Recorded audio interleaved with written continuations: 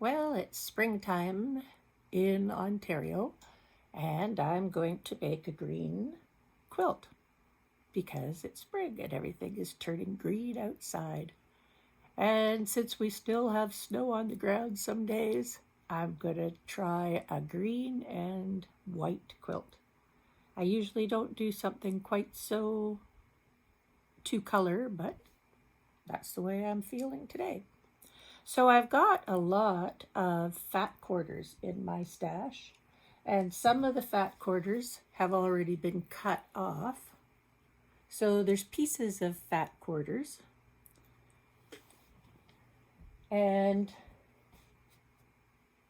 some scraps that are in the green color. So I've got lots of things that I can use, and I have a feeling it's going to be very scrappy, which is something I like. So I'm first of all going to decide what I'm going to do with these fat quarters. Okay, sometimes when I have a fat quarter directly from the roll of fabric, there is a selvage piece on the edge which has all of the color markers on it. I've started collecting those.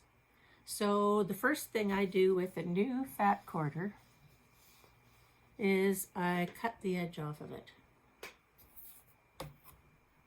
So I have something for a selvage quilt. So the selvage gets cut off, and I keep that for a selvage quilt for the future because I want to make a quilt out of them. I don't know why. I think they look nice.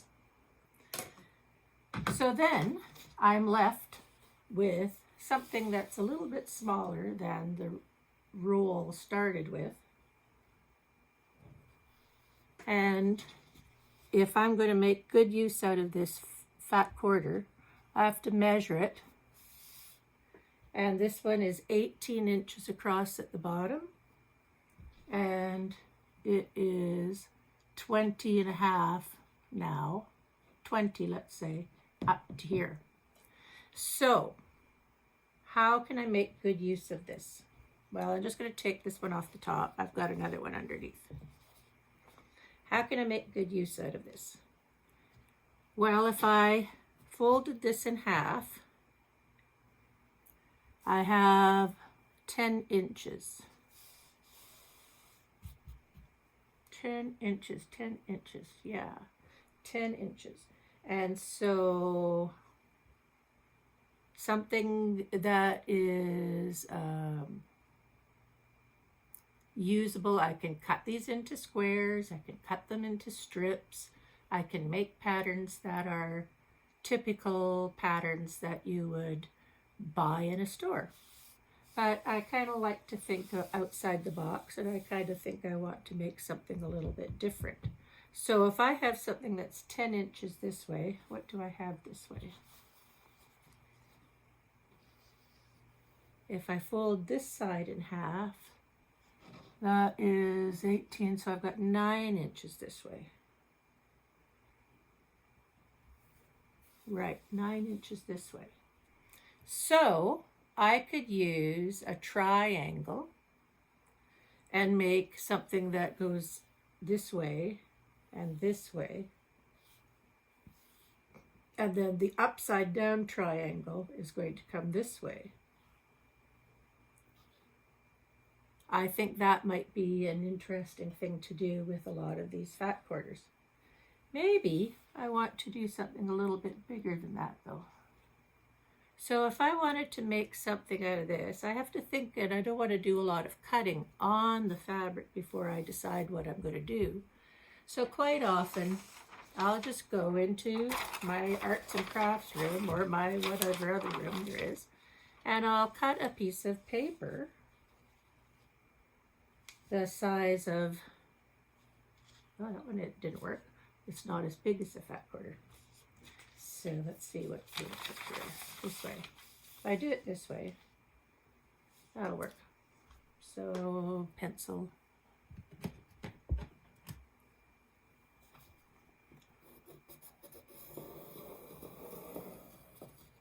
There, and here, that's going to be straight across. So if I have something that is that width, I'm just going to take my piece of paper and I'm going to, I'll just use this, cut along here, make it the same length as the piece of fabric I have. Maybe I'm going to use half of that.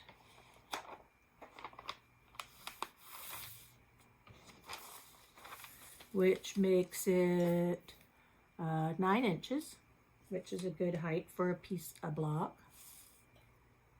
And then let's see if I fold it this way again.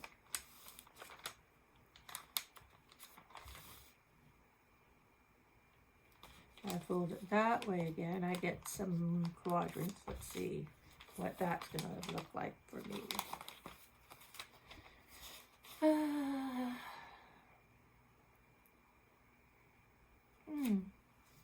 Or I could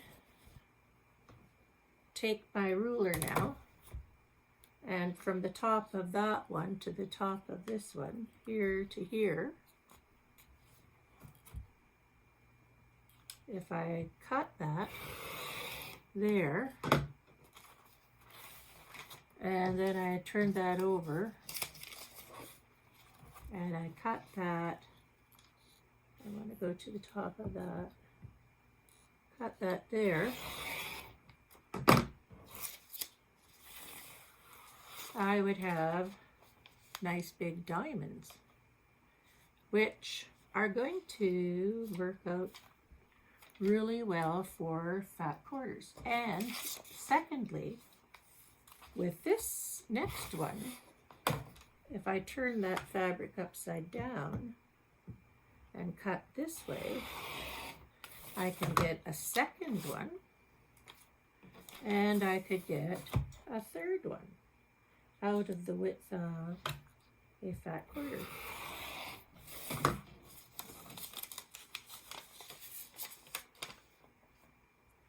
And to make things easier, where the fold is, I'm going to cut that and have a seam there, because then when I sew them together, I can take one upside down, sew it onto there, and it will be a straight line at the top and a straight line at the bottom, and it will sew together very nicely.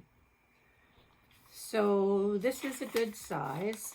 This is going to measure from the bottom to the top, it's going to be 9 inches. And from the bottom here to the bottom there, you can't see there, here, I'll put it on the 10 mark. It's going to be 7.5 inches across the bottom. So with the seam allowance, it'll be 7 inches across the bottom. And with the seam allowance up here, it's going to be 8.5 high. So that's a nice size. So if I start with my piece of fabric here,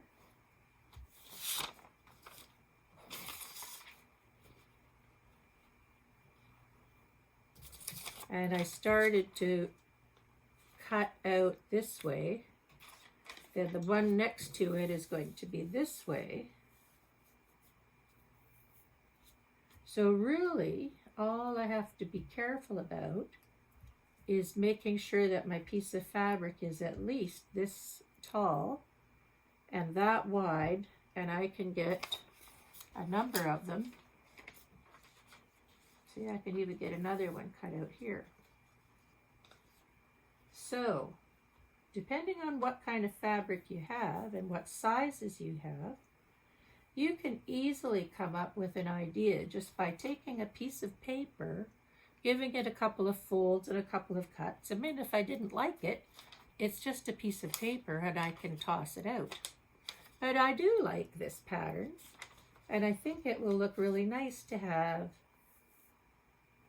I love getting something that has straight lines, but it has sort of a movement to it. So if I take this and with this green, the alternate row is a different color. Like I said, I was going to have whites in that section. Green, white. This one, when I cut it out of the green fabric, can easily turn into this for the next row. And because I'm going to be cutting all kinds of little pieces here, what will I have left here? I'll have a little strip of green that I can put in my little strip bin. This piece here, if, you know what I need? I also need something for an end of the row. So if I took this in half, and where's the other one? Here's the other one. I put this one here, and this one for the half at the end of the row. If I started with that one at the end of the row, and did this, and did this, and did this, I'm not going to get another one up here at the end of this row. Am I? Oh, I am too. So I'm going to get 2 ends of the rows and 3 triangles out of this piece. And that's quite an accomplishment for that little scrap of fabric. And plus a little strip across the top.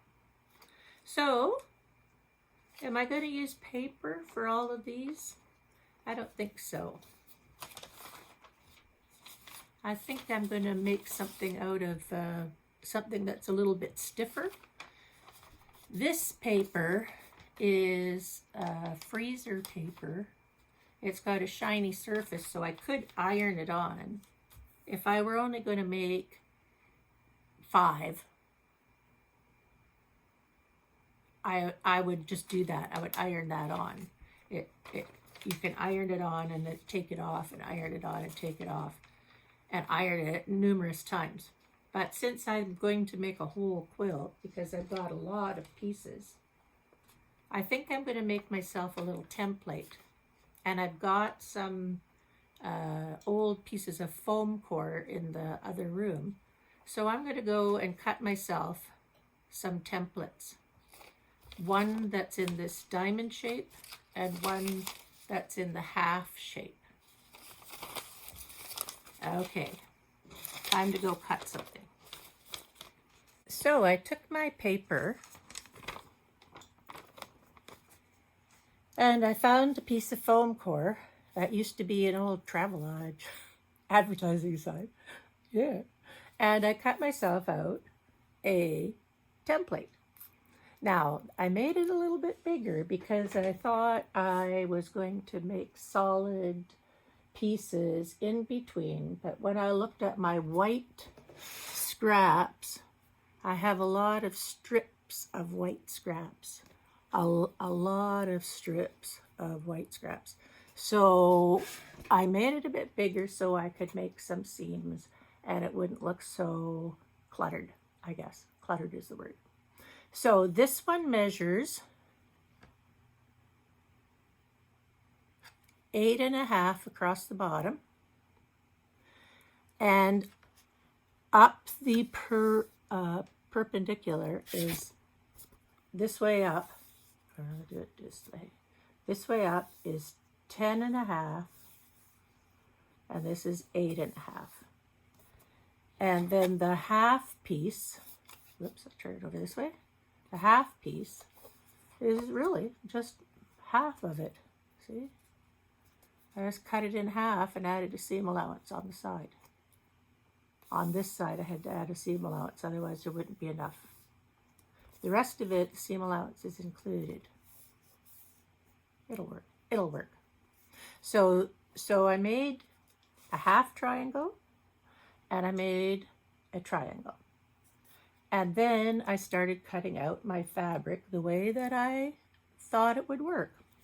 And when I came to the white ones, as I said, I have a whole lot of strips of white. So I sewed those together in strip lengths. And then I used the triangles and cut out the piece as a triangle. And here's what it's looking like now. So in a couple of hours of time, I sewed all kinds of strips of white together, whites, off-whites, white prints, and things that had white in them, and cut out a bunch of triangles in that, using that template. And I went through the bin of pieces of green and I cut a whole bunch of those out. So that's what I'm going to do. It's going to be maybe a bit longer. I just put 2 ends on it for now. But when I get it sewed together, I will figure out how long it's going to be. And maybe if I run out of white and green, I might add purpley mauve color or blue color to a row and maybe change the white strips to gray. I'm not quite sure what I'll do, but I'll do a row at a time.